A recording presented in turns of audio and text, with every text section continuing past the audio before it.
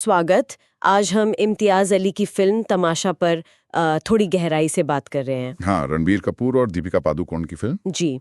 और ये फिल्म सिर्फ एक प्रेम कहानी तो है नहीं, उसके पीछे पहचान की तलाश, वो समाज का दबाव और खुद को ढूंढने का जो सफर है वो दिखता है। बिल्कुल।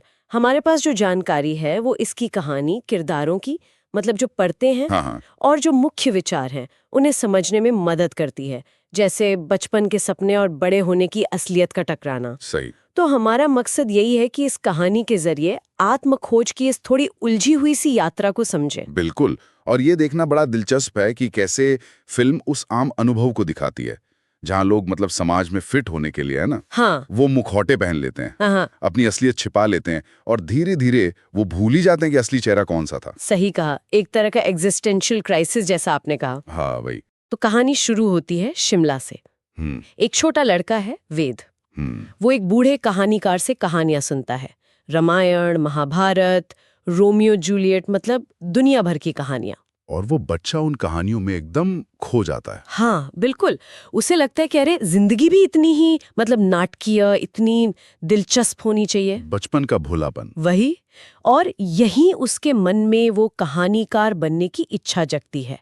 उसे लगता है यही जीना है। और ये बहुत जरूरी पॉइंट है। कहानी कहना, कल्पना करना, ये वेद की असली पहचान है। बचपन में ही दिख जाती है। हाँ लेकिन फिर वही होता है, समाज का दबाव, घर वालों की उम्मीदें। हाँ, एक सेफ करियर चुनो। बिल्कुल, इंजीनियरिंग करो, अच्छी नौकरी पाओ। और यहीं से वो टकराव शुरू होता है, उसकी असली पहचान और समाज की उम्मीदों के बीच। सही। कहानी फिर आगे बढ़ती है कई साल बाद। वेद जाता है कोर्सिका, फ्रांस। हाँ, छुट्टियां मनाने। वहीं उसकी मुलाकात होती है तारा से, दीपिका पादुकोण, जिसका सब कुछ खो गया है, बैग, पासपोर्ट। हाँ, बेचारी मुश्किल में फंसी है। और वेद उसकी मदद करता है और फिर वो एक मजेदार सा समझौता करते हैं। हाँ, वो डॉन और मोना डार्लिंग वाला। एग्जैक्टली कि हम अपनी असली पहचान नहीं बताएंगे, बस किरदार बन के जिएंगे इस छुट्टी में। कोई बंधन नहीं, कोई उम्मीद नहीं, बस आजादी। हाँ। और वो कोर्सिका में घूमते हैं, नाचते गाते हैं, बिल्कुल बिंदास, जैसे कोई नाटक चल रहा हो। और देखिए, कॉर्सिका यहाँ एक सिंबल बन जाता है, एक ऐसी जगह जहाँ समाज के नियम नहीं है, जहाँ वेद का वो छुपा हुआ असली रूप बाहर आता है, वो मजेदार कल्पनाशील इंसान। वो कहानीकार। हाँ वही। और तारा को वेद के इसी रूप से प्यार हो जाता है, वो आजादी, वो बेफिक्री। उनका वो समझौता उन्हें ये स्पेस देता है ना? बिल्कुल, अनजाने में ही सही पर देता है। खैर, छुट्टी खत्म होती है और जैसा तय हुआ था वो बिना कॉन्टैक्ट डिटेल्स लिए अलग हो जाते हैं। लेकिन तारा तारा के दिल में वो कोर्सिका वाला वेद बस जाता है, वो डॉन, वो उसे भूल नहीं पाती। और ये जुदाई जरूरी है कहानी के लिए, वो याद और भी खास बन जाती है। हाँ बिल्कुल, वो एक आन छुट्टी नहीं रहती फिर। नहीं, वो एक मुलाकात थी, एक ऐसे इंसान से जो पूरी तरह जिंदा था। फिर 4 साल बीत जाते हैं। तारा दिल्ली में है, आर्किटेक्ट है, अपने करियर में सेटल है। लेकिन वो वेद को भूल नहीं पाई है। उसे लगता है कि शायद वो अपी उससे प्यार करती है, या उस वेद से जिसे उसने कॉर्सिका में देखा था। हाँ वही। तो वो उसे ढूंढती है और आखिरकार दिल्ली में ढूंढ लेती है। मिलते हैं फिर से। हाँ, मिलते हैं।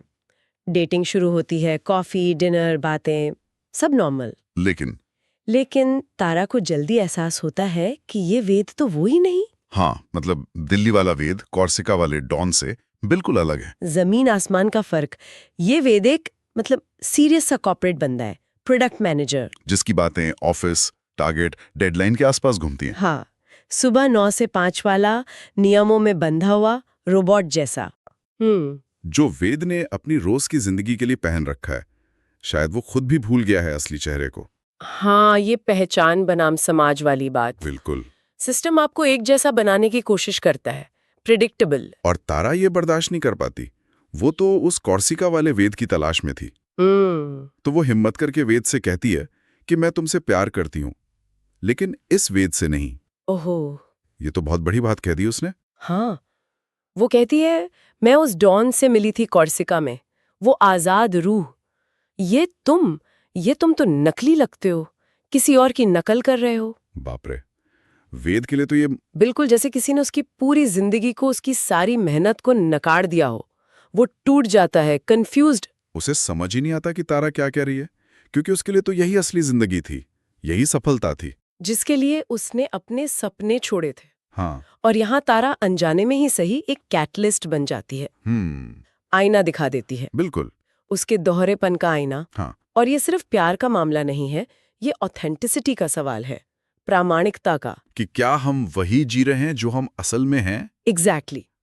और तारा की ये बात चाहे कितनी भी कड़वी हो, वेद के लिए एक जरूरी वेकअप कॉल है। हाँ, भले ही उसे ये समझने में वक्त लगे। सही। इस टकराव के बाद तो वेद की दुनिया ही हिल जाती है, उसका कंट्रोल खत्म होने लगता है। अंदर की लड़ाई शुरू हो जाती है। हाँ, मैं कौन हूँ, ये मैं क्या कर रहा हूँ, बचपन की वो कहानियां, वो जुनून, सब याद आने लगता है। और उसका असर बाहर भी दिखने लगता है। बिल्कुल। ऑफिस में अजीब बर्ताव, बॉस पर चिल्लाना, मीटिंग में खोए रहना। घर पर भी झगड़े। हाँ, तारा से लड़ता है, उसे लगता है तारा ही जिम्मेदार है, और धीरे धीरे वो डिप्रेशन में चला जाता है। परिवार वाले, दोस्त, सब परेशान, पर किसी को समझ नहीं आता कि हु क्या रहा है। और ये जो बिखराव है, ये सीधे सीधे जुड़ा है उस असली स्व को दबाने से। हाँ, सालों तक। जब आप वो होने का नाटक करते हैं जो आप हैं नहीं, तो अंदर का तनाव बढ़ता जाता है और फिर वो ऐसे फूटता है। ये एक अप्रामाणिक जीवन का नतीजा है। बिल्कुल, उसका पूरा बनाया हुआ सिस्टम अब क्रैश हो रहा है। इस पूरी उथल पुथल के बीच वेद एक फैसला करता है, वो सब छोड़कर शिमला वापस चला जाता है। हाँ, जहां से सब शुरू हुआ था, अपनी जड़ों की ओर। और वहां वो फिर से उसी बूढ़े कहानीकार से मिलता है। वो उससे पूछता है, मेरी कहानी का अंत क्या है, मुझे क्या करना चाहिए? और कहानीकार उसे सीधा जवाब नहीं देता। नहीं, वो उससे उकसाता है।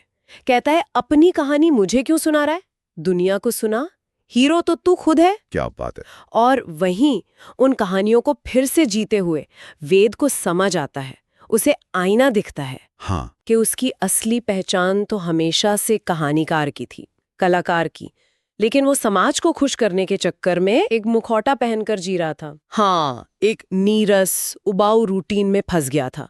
और आखिरकार वो अपने असली रूप को स्वीकार करता है। उससे समझ आता है कि उसकी जिंदगी एक तमाशा बन गई थी। बिल्कुल। और वो तय करता है कि अब वो प्रामाणिकता से जिएगा, ऑथेंटिकली। अपनी जड़ों की तरफ लौटना, ये कितना पावरफुल होता है आत्मखोज में, ये फिल्म दिखाती है। हाँ, वो कहानीकार जैसे वेद की अपनी अंदर की आवाज बन जाता है, उसे रास्ता दिखाता है पर जवाब खुद खोजने को कहता है। ये एक तरह का एपिफनी का मोमेंट है। बिल्कुल, आत्म साक्षात्कार। और ये सिर्फ सोच तक नहीं रहता, वेद एक्शन लेता है। वो एक मंच पर जाता है और अपनी कहानी, अपने जीवन का ये पूरा तमाशा एक नाटक के रूप में पेश करता है। अरे वाह। हाँ, वो दिखाता है कि कैसे बचपन में वो कहानियों से भरा था और कैसे बड़ा होकर एक नकली जिंदगी जीने लगा। वो अंदर का डॉन और बाहर का प्रोडक्ट मैनेजर, उसका संघर्ष। बिल्कुल। और ऑडियंस में तारा भी है, वो देखती है और समझ जाती है कि वेद ने खुद को पा लिया है। हाँ, उसने अपना डर छोड़ दिया है, मुखौटा उतार दिया है। ये जो परफॉर्मेंस है ना, ये बहुत गहरा है। ये वेद का अपनी कहानी, अपनी आवाज पर फिर से हक जताना है। ये दुनिया को बताना है कि अब वो अपनी शर्तों पर जिएगा। कला उसके लिए एक थेरेपी बन जाती है। हाँ, मुक्ति का जरिया। उसने अपने दर्द को आर्ट में बदल दिया। और इसके बाद कहानी अपने अंजाम पर पहुंचती है। वेद और तारा फिर मिलते हैं। लेकिन इस बार का वेद अलग है।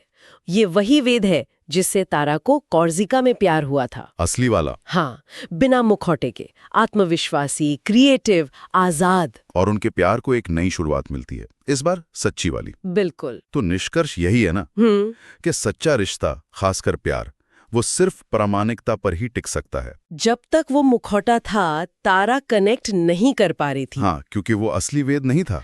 जैसे ही उसने सच को अपनाया, कनेक्शन वापस आ गया। ये दिखाता है कि खुद के प्रति सच्चा होना कितना जरूरी है, अपनी खुशी के लिए भी और रिश्तों के लिए भी।